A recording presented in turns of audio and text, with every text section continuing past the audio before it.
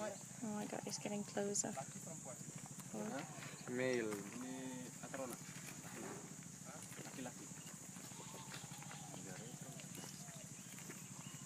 Wow, it's massive.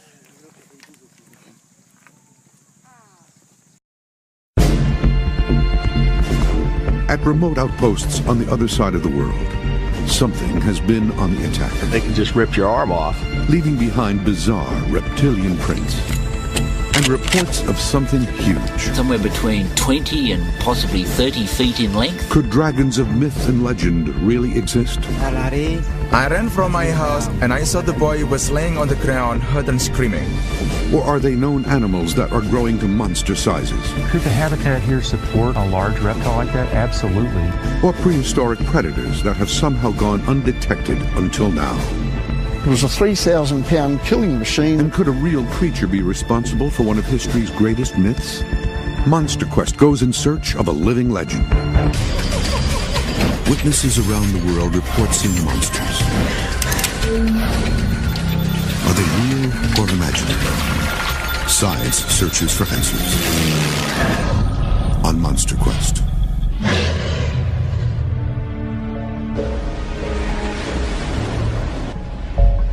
The Asia-Pacific region stretches from the mountainous regions of China down to the vast islands of Indonesia and the arid deserts of Australia. Thousands of remote islands dot the waters of the Western Pacific, some inhabited, some untouched by man. And according to legend, there may be something else here, a monster predator with a taste for human flesh. A gigantuous lizard, a monitor lizard. The majority of sightings seem to be of creatures of various stages of maturity, like 20 to 25 to 27 foot in length. They're very scary animals. They can move like lightning, they've got razor-sharp claws and very powerful jaws. The creature is described as a huge dragon-like reptile with an elongated neck and skull. Its length is said to be up to 30 feet long, as large as a modern-day bus.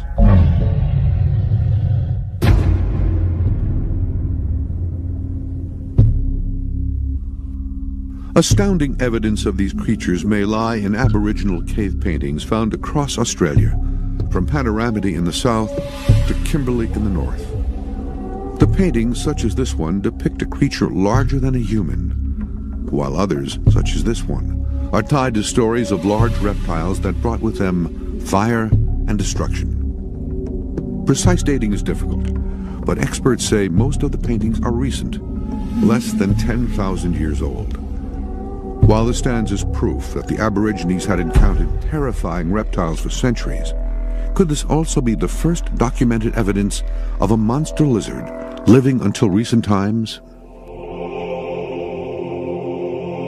The oral history passed down through generations of Aboriginal people also speaks of a giant beast, a creature that was feared by all.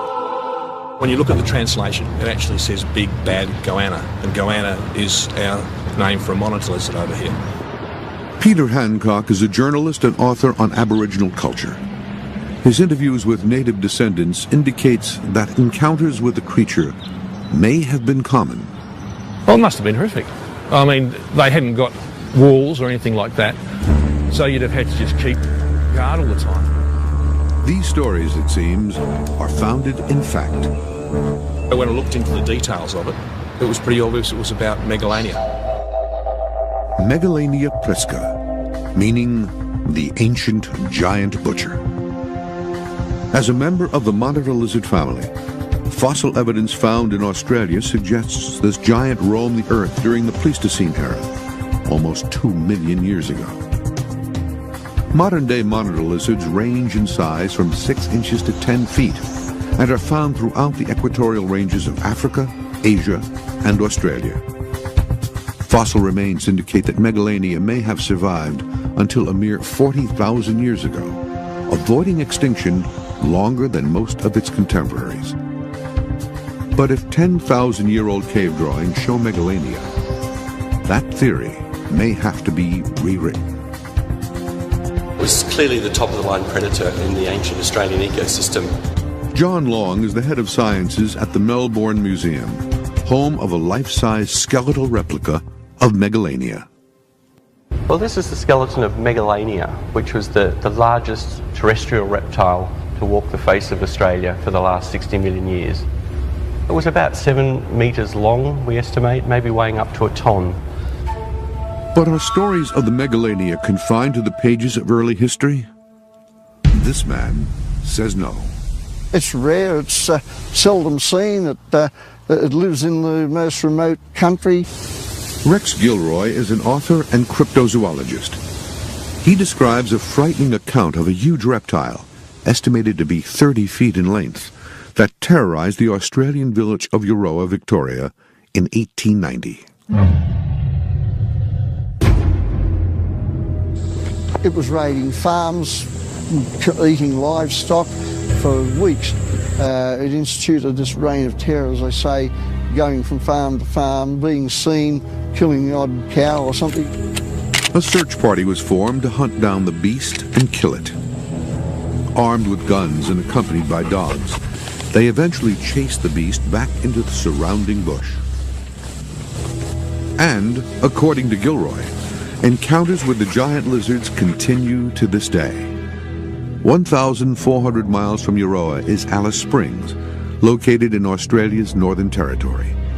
It is the site of another purported Megalania sighting. We do have modern-day accounts. A group of Aborigines in Central Australia, for example, were camped one night on the side of the road towards Alice Springs, and one of these creatures came across the desert, walked through their campground, and they scattered, ran back to the utilities they were in and drove off, left all their gear. Here on the Blue Mountains, some Boy Scouts and a Scoutmaster were out in the Wallamai, and they went to sit down on a log. And as they approached it, the log got up and walked away.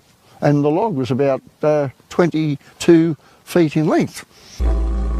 Could these stories of the giant creature be describing a Megalania? Long says no. You need a large population of them to be breeding, and we'd certainly find dead ones. We've got no evidence at all, not a single shred, that Megalania has been around beyond about 40,000 years ago. But Gilroy says he has proof that the monster lives on. This is the famous Moruya track that was found back in 1979. This one was humdinger, so I was able to make a good cast of that. During the winter of 1979, Gilroy received a phone call from a farmer who claimed to have seen a 20-foot-long greyish lizard roaming near Moruya on the New South Wales coast. Moruya is only 400 miles from Euroa, the location of the late 1800s attacks. He'd come out of jungle and walked across his paddock. The farmer told Gilroy there were fresh tracks in his field. Gilroy immediately drove hundreds of miles to Moruya to investigate. While most of the tracks had been washed away in a rainstorm, Gilroy was able to cast one distinguishable track. He's convinced it's from a modern-day monster. And recently, in January 2008, Gilroy says he discovered massive lizard-like tracks across a forest trail about 185 miles from the tracks found in 1979. So they were coming at an angle through the bush and went over there, which would, if they kept on going, bring them out across the other road. Gilroy made a cast of what appears to be a reptile print, enormous and nearly identical to the one cast in 1979. Yeah, about 12 inches across and about the same. I estimated the creature that made them might have been about anywhere between 20 to 25 feet. We have very pointed claws here, what's left of it, and you've got the back of the heel. There might have been a bit here. It's just the way that they walk. For the first time ever, Monster Quest will have this recent find analyzed by a world-renowned paleontologist. Meanwhile, an expedition sets out in search of more proof of giant lizards. Here in Australia's Wollemi Forest, the area of repeated reports, the team will be led by Rex Gilroy himself. And you're talking about catching a Megalania. It will do the catching. It was a 3,000-pound killing machine at full growth. Gilroy will be joined by Australian wildlife expert and explorer Gary Opit. Rex's cast are truly remarkable. They really show a giant monitor lizard's foot impressed into the earth. Opit is an environmental scientist and has an extensive history of tracking and identifying animals in the wild. If anyone knows the land better than Gilroy, it's Opit. Rounding out the team is U.S. reptile expert Tony Gerard. Could there be potentially a very, very large monitor of one of the known species? Potentially. Reptiles continue to grow all their life. Gerard points out that Australia is home to one possible candidate, the Parenti, the fourth largest living lizard species, with some individuals reaching 8 feet in length. But could a mutated Parenti be responsible for this track? Gilroy doesn't think so. Well, I'm always open to another species being found, but I'd say we've got Megalania. In their quest for a giant, whether living relic or known species, Gilroy, Gerard, and Opit will head into the Wollemi National Forest located in the Blue Mountains, 30 miles west of Sydney. Its vast size has earned it the nickname the Grand Canyon of Australia. We have some of the densest country in eastern Australia. People walk off the beaten track here and get lost and they're not seen again. The team will concentrate their search on the western edge near the site where Gilroy collected his most recent print. The real interior has yet to be explored. It's remote, it's isolated, it's full of swampland, rainforest, jungle. In this tangled, impenetrable habitat of eucalyptus and Banksias plants, the hiding places for a giant lizard are innumerable. The great challenge is that most of the animal life is fairly cryptic, and that is, they're not easy to see. Given the rough terrain of the forest, the bulk of this expedition will be conducted on foot. Where I'm taking you to is where there's been tracks found of Megalania prisca. Keep your wits about you, don't wander off in the middle of nowhere.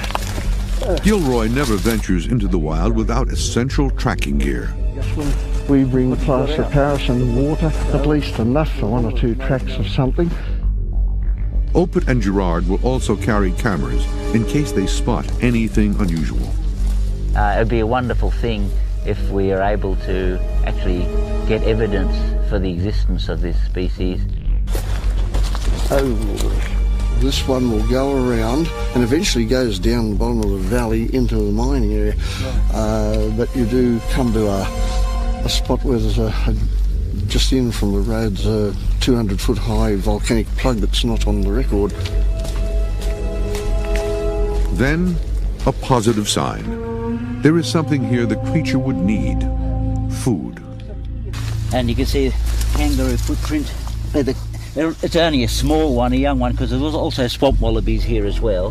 So, well, it could be looking at a wallaby track, but you can see the large toenails, and you can see the foot has 2 toes, the smaller toe on the outside. Also just here, the tail imprint, you can see where the kangaroo's tail has brushed the dirt aside.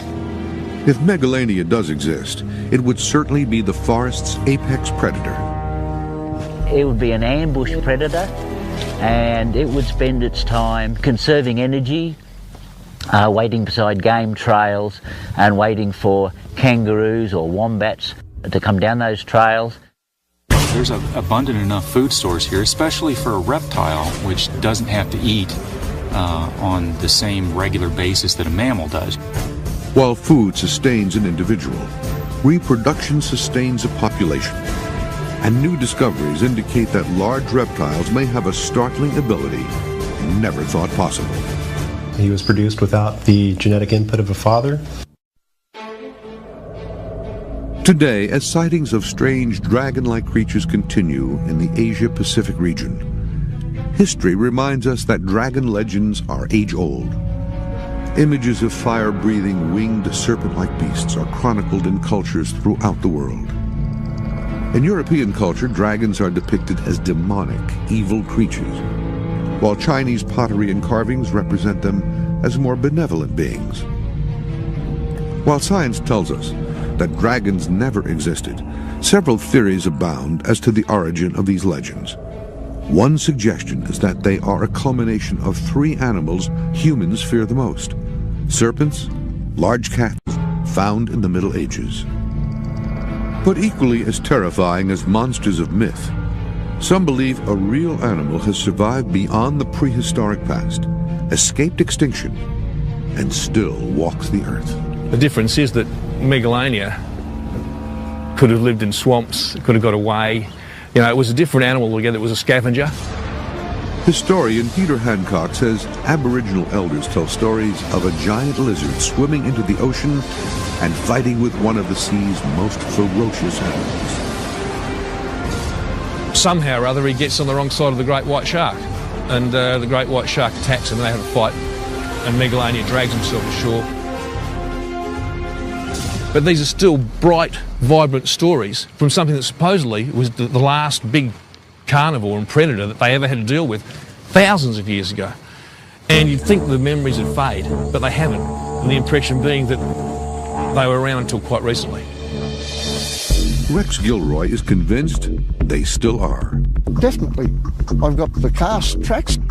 Aided by Australian Gary Opit and American reptile expert Tony Gerard, Gilroy is deep in the Wollemi National Forest in search of the giant, Megalania. You've got to be silent in the bush if you're going to find anything. A big search party gets nowhere most times. The vast vegetation and thick underbrush make it a perfect habitat for an ambush predator. One of the best ways of finding evidence of the animal life in any locality is to simply move through those areas that have a nice sandy soil and they leave quite distinct tracks. In addition to tracking the creature, they have a plan to lure it in. Gary and I plan to put out some camera traps with some meat for bait, monitor lizards in addition to being predators or active scavengers. They approach an area where visitors to the National Forest reported something large moving through the trees in the winter of 2003. It actually walked right through this locality and they were so amazed that a couple of them wanted to actually follow the animal. Opit believes it's a good location to place the bait. Here we have some nice pieces of beef, good enough to throw on the barbie, but we're going to see if we can attract a giant goanna. Like other monitor lizards, Megalania would have an incredible sense of smell and be able to detect the scent of meat from more than 1 mile away.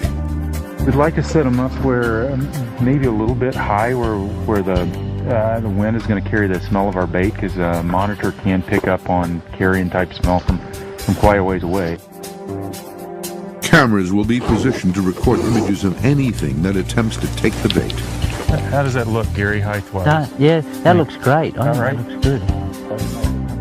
The team moves on to find a location for their second camera trap. This is where we found the last batch of tracks about 12 months ago, so I'm always confident we're going to find something around here. That looks pretty good. Good open area. The edge between two communities, you get the most amount of action, you've got more sunlight coming in, greater variety of vegetation.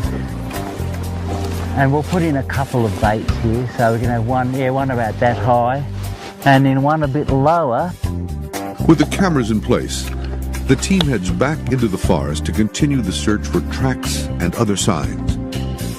As they make their way through the brush, Gerard notices something about the habitat that suggests that they are on the right track to finding a possible giant reptile. Termite mounds, in a way, are related to the monitor lizards, and a lot of monitor lizards lay their eggs in termite mounds. They excavate a chamber down inside, lay the eggs, and the termites come and repair around it. Termite mounds stay remarkably temperature constant on the inside, so it's great for egg incubation. The lack of a viable breeding population has long been an argument against the existence of Megalania today, and critics cite it as a major factor against the existence of most cryptid creatures. But a recent discovery could turn that argument upside down. Megalania's modern relatives, Komodo dragons, can multiply without a mate. Called parthenogenesis, it is the process of producing offspring without male fertilization, and it has surprised the experts.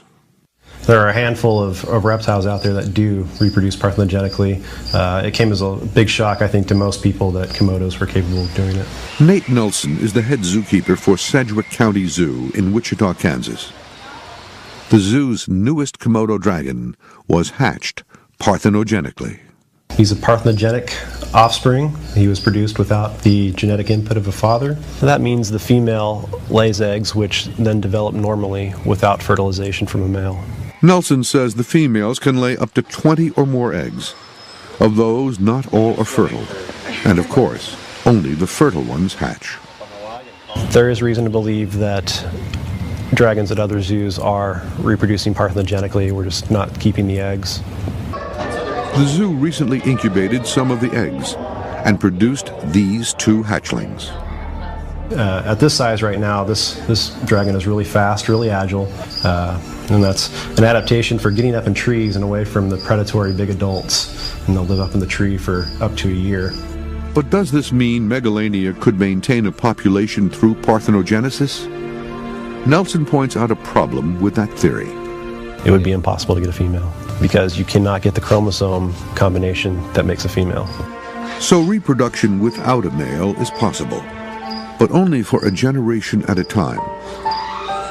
Still, believers maintain that a large population wouldn't be needed to support a species if that species was concentrated in a small area with sufficient food supply and places to hide. The Wollemi National Forest is just such a place, and there may be others.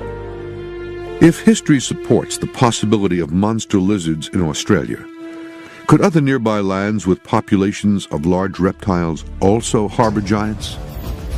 Indonesia may hold the answer, where the world's largest known dragons live today.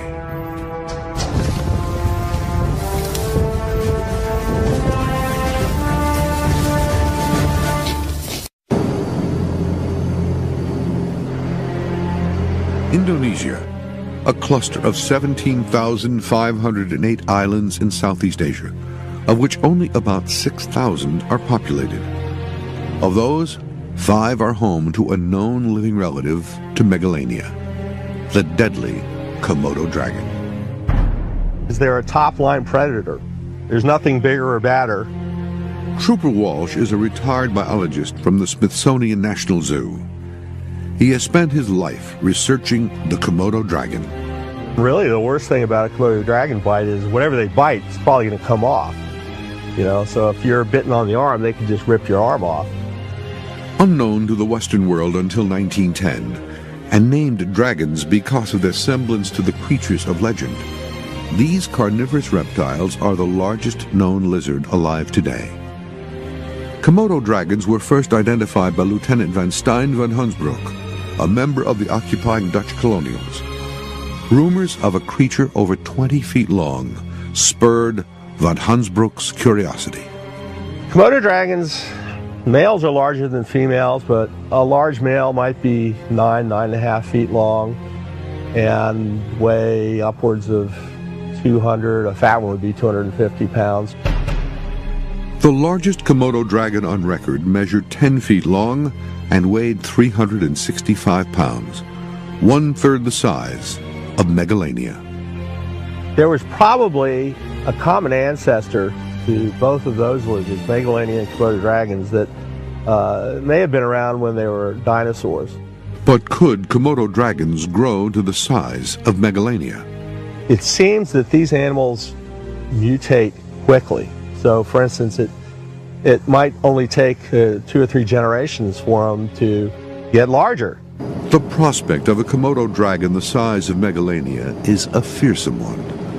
Even without a mutation, at an average size of 8 feet, Komodo dragons are terrifying predators.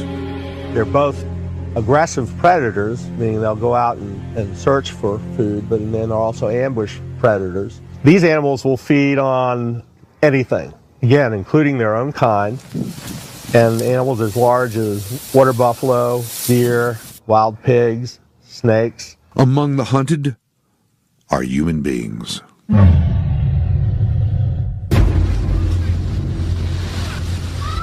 In June 2007, Komodo village became the scene of a horrific attack. The day began just like any other day. Kids playing and kicking around a soccer ball. No one could imagine that just 100 feet behind the village, tragedy was about to strike. Leaving the game momentarily to relieve himself, an 8-year-old boy ran into the nearby shrub. He had no idea a killer Komodo dragon was lurking in the bushes.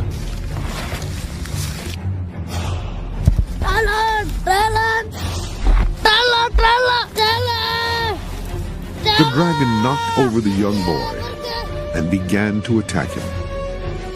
The boy's uncle heard the scream. The boy was screaming and asking for help. From the distance, I didn't realize the boy was bitten by the dragon.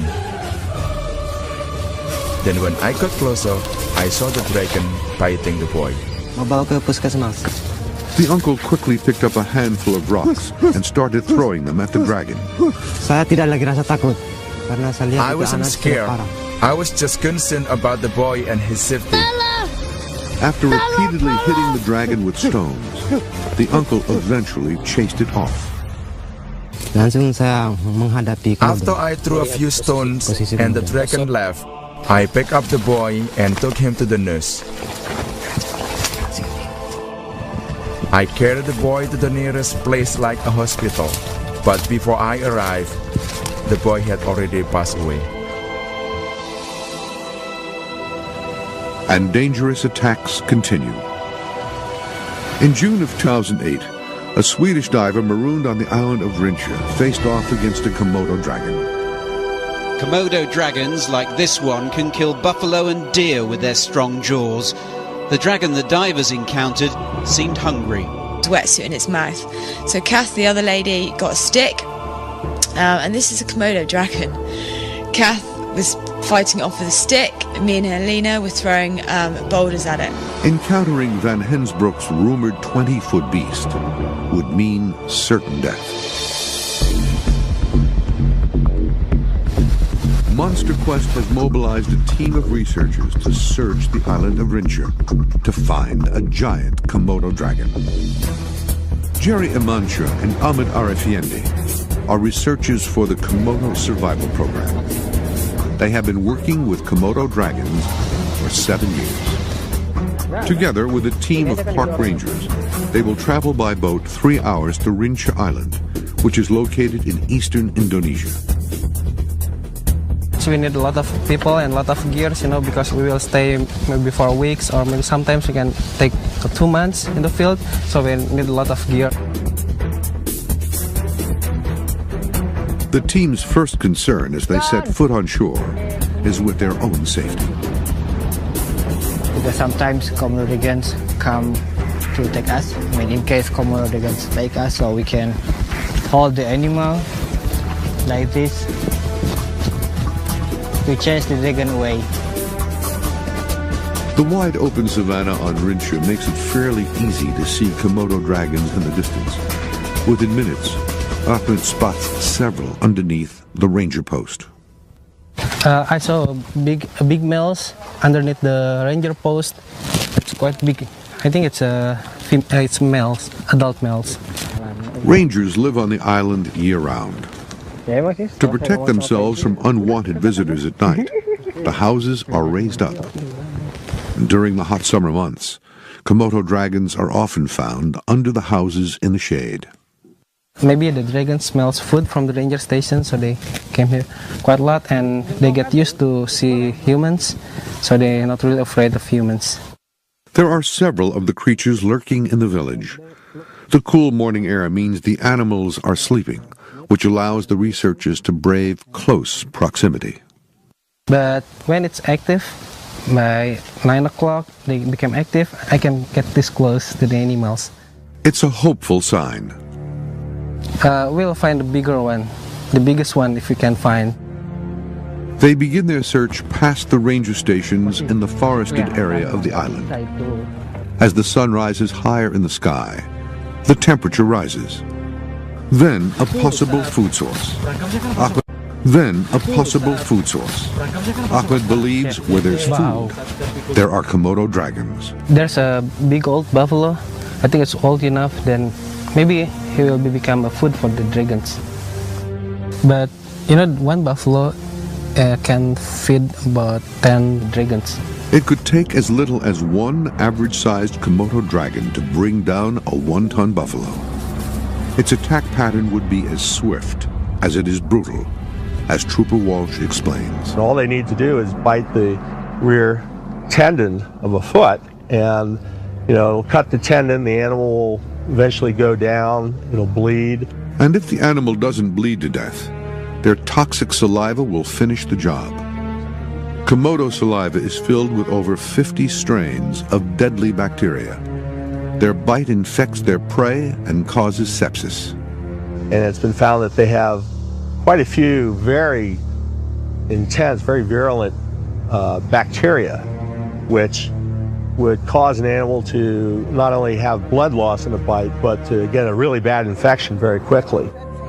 As the toxins enter the bloodstream, the dragon's victim slowly succumbs to poisoning, heart failure, and death.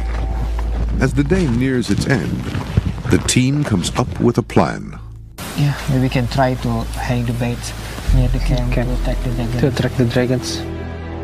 Now that the dragons looks like they're afraid of humans, but once they smell meat, they don't afraid of anything. The team heads back out onto the island, this time with a goat carcass for bait. They hang the goat high in a tree over the valley. Big Komodo dragons cannot climb the tree, so the Komodo cannot reach it, but they will hang around here, but usually they try to reach it. The bait is hung low enough to lure in the creature, but not so low as to be torn down before the team returns. And it doesn't take long to get noticed.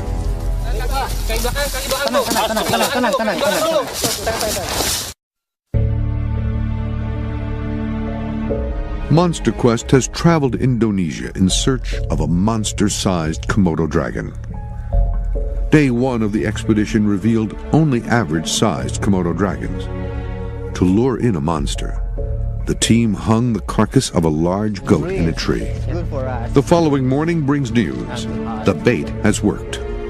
The rangers just told me that there's a big one next to the place that we hang the goat.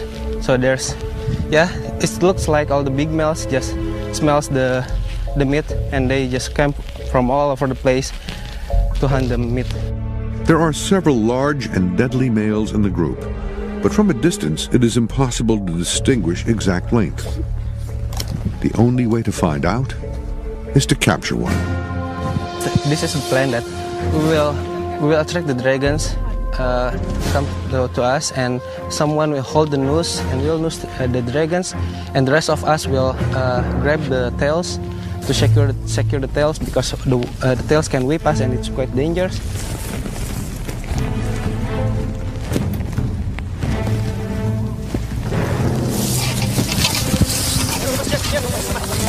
Lewat. Oke.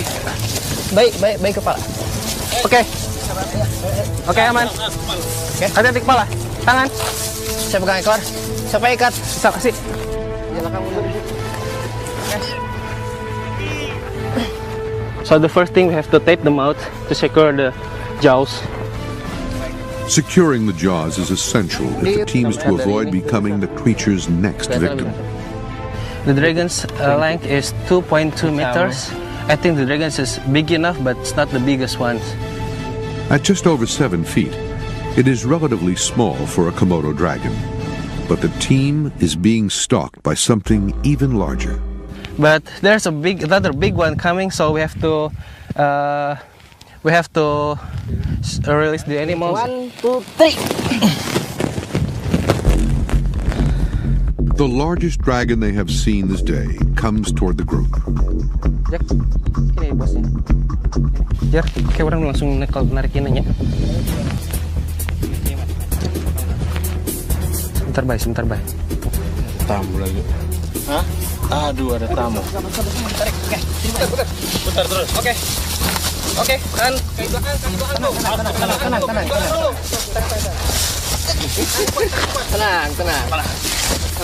Oke. Tahan. Dorong ke bawah. Oke.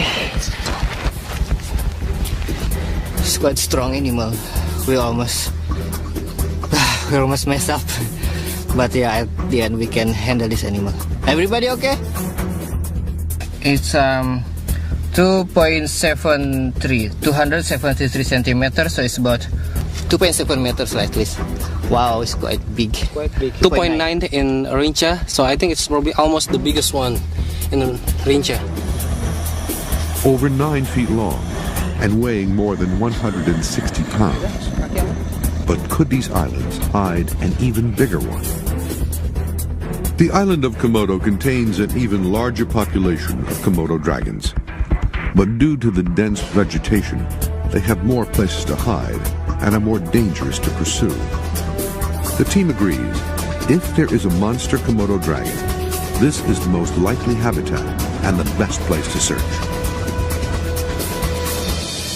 One continent away, the Monster Quest team is searching for a lizard over 3 times the size of the one caught on Rinca, the Megalania, whose name means ancient giant butcher.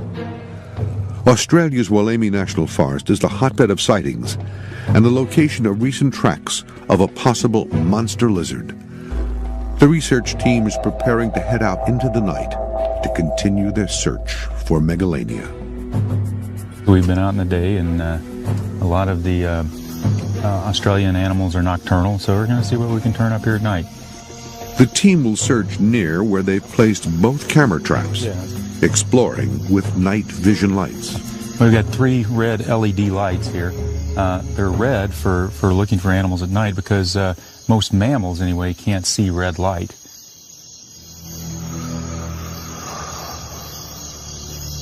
Throws a really large beam of red light, and we can see a really long way. It really makes things visible. The LED lights make everything visible within 100 feet, a perfect range for searching in the thick forest and for avoiding dangerous predators in the dark. We're looking for rare animals, and even the common animals are often difficult to see. The team is careful to monitor their course. They do not want to risk getting off track and lost. There's places here where if you leave the track and go 20 foot into the scrub, you can't see the track. They continue forward. So far, no sign of any life. We haven't seen anything, but spotlighting is all about going out again and again and again. The hours go by and still nothing. Oh, we've given it a good go, indeed.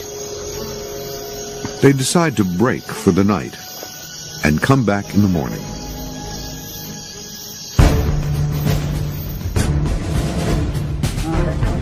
Tomorrow may bring the answers they've been looking for. The bait is gone. Now, what do you think? We've definitely got some sort of predatory animal. Perhaps we've even got a photograph of Megalania. 48 pictures. Dragons conjure up images of fire-breathing flying beasts. And while there is no evidence that this type of creature is anything more than a myth made up of some of man's worst fears, there may be other giant reptilian monsters equally as terrifying roaming the earth. This team is out to capture a monster lizard. This man says that Megalania was truly the most feared animal of its time. This man says the first Australian Aborigine settlers lived in constant fear of the creature. And this man claims it still lives, and he has the cast of tracks to prove it. I say anything that's adapted to that territory could survive there for thousands of years without anyone knowing it. With the assistance of Australian tracking guide Gary Opit and reptile expert Tony Gerard, Rex Gilroy has spent several days of searching Australia's Wollemi National Forest in search of the monster. Well, you've got inaccessible country here that white man hasn't been into yet, and I don't think ever will. So far, their search has come up empty, but the camera traps may still provide the proof they are looking for. We've had our camera traps out for a couple days, and hopefully we've got some images of some kind. The team is anxious to find out if the bait they hung is still around. Their excitement is quickly dashed. Looks like nothing took our bait. Okay. There's not much else we can do but take this camera back and go check the next one. Says we've got 2 pictures. But as the team arrived at the final camera trap, a surprise. You know what? I don't see our bait hanging there. Both pieces of meat are gone from the tree. The team is anxious to see what could have eaten them. That's interesting. 48 pictures. Gerard removes the memory card from the trap. Could it contain evidence of megalania? As the team heads back to download the final photos, in Melbourne, John Long has received a copy of Gilroy's 2007 cast. He isn't convinced. Just comparing the symmetry of the toe pattern on the foot and the hand, and it's nothing like this. So I would say this has nothing to do with a creature like this. Well, for a start, these have got very short digits 1 and 5 and long digits 2 and 3, 2, 3 and 4. And if you look at the hind foot, the digits are far more asymmetrical, whereas this is perfect symmetry. It's like it's been made up. But a clear photograph of megalania would dispel much of the doubt surrounding the existence of this prehistoric relic. Gilroy's camera has captured some of the images, and the bait was missing. Unfortunately, it wasn't the work of lizards. In this case, inspection of the images reveals it was ravens. Gilroy isn't surprised or dissuaded. I suspect that sooner or later, through persistence, I've got to get something on film. I'd like it to be megalania. The more we do this kind of thing, the greater the chance of success. At the same time, the team in Indonesia moves their search from the island of Rinca to Komodo, where there is a much higher population of Komodo dragons. But the dense vegetation will make finding them more of a challenge. The habitat is more forest, so maybe there's dragons around us, but they hiding. It's quite difficult to find dragons in the forest rather than in savannas. If the monster lizard exists here, they are convinced this is where they will find it. Komodo Island is teeming with wildlife, including deer and wild boar, animals that serve as essential food for the ambush predator. As the day wears on, the group decides to split up. Okay guys, let's spread out. See something? No, I didn't see anything over here. Only see deer and boar. No dragons here. But there are signs that Komodo dragons are nearby. I found a dragon's teeth. We can find the dragons, but we find the teeth buried under the ground. You see that this teeth had a serrated area. It make it very sharp. It's like razor blade sharp. Hours go by with nothing. We saw a lot of deer around here. Usually if there's a deer, there's always a Komodo dragons. And then they happen across a rare occurrence that offers some insight. I think the mating season make most of the males go away to find the females for mating.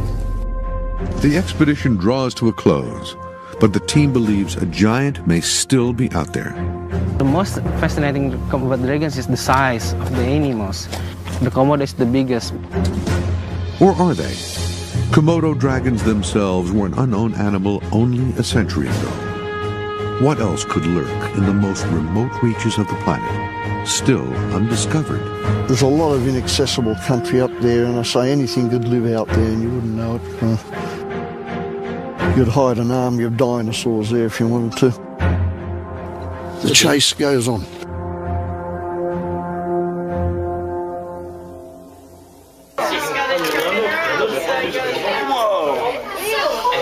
Holy cow, that was going fast. I'm taking a video of it. Let's go eat another one.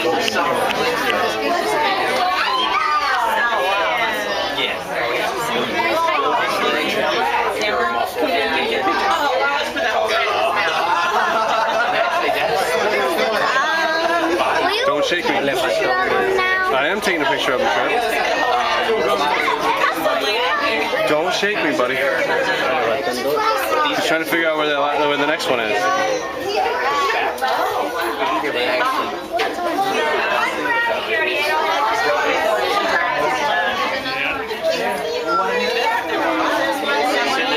Don't lean.